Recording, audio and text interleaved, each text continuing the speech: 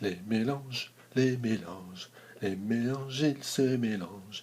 Et après, on essaye de les séparer. Voilà, ce sont les mélanges.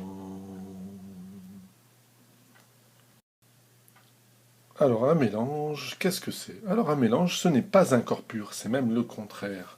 Alors qu'un corps pur ne contient qu'un seul élément, un mélange, lui, peut contenir un, deux ou plusieurs constituants. Le mieux, c'est de voir ça avec des exemples. Pour commencer, nous avons le fil de cuivre, utilisé dans les câbles électriques. C'est du cuivre pur, donc corps pur. Ici, nous avons de la vapeur d'eau qui sort d'une tour de centrale nucléaire. La vapeur d'eau est constituée d'un seul élément, l'eau, corps pur.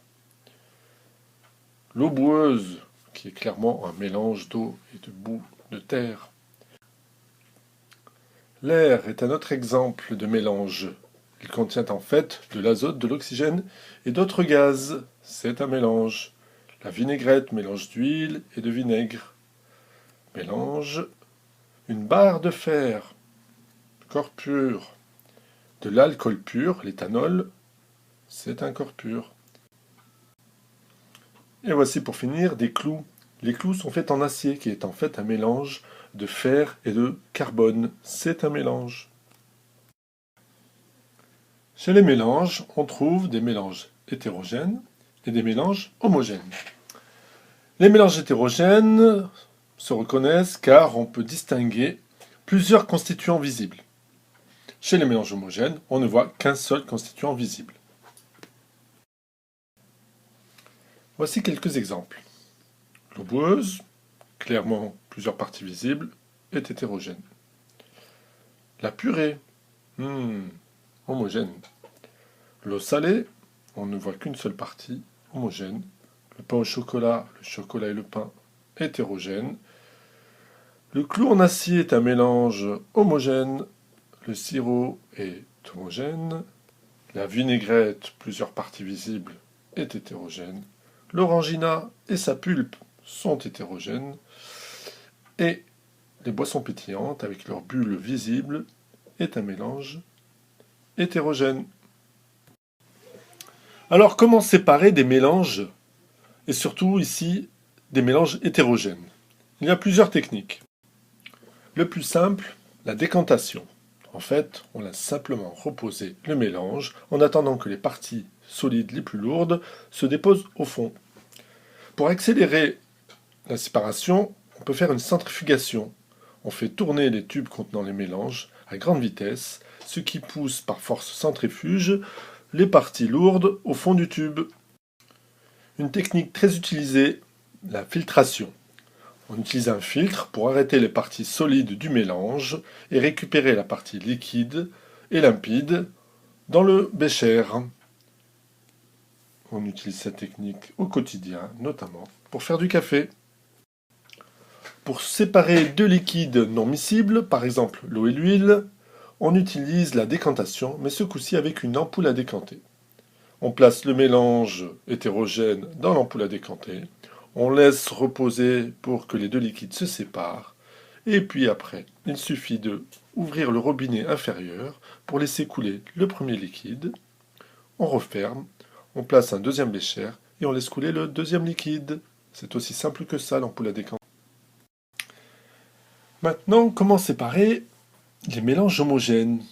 Ce qui peut sembler un peu plus compliqué à première vue, mais pas tant que ça. La première technique est l'évaporation, phénomène que l'on constate chaque été sur le bord des plages lorsqu'on sort de l'eau et que l'eau s'évapore en laissant des traces de sel sur la peau.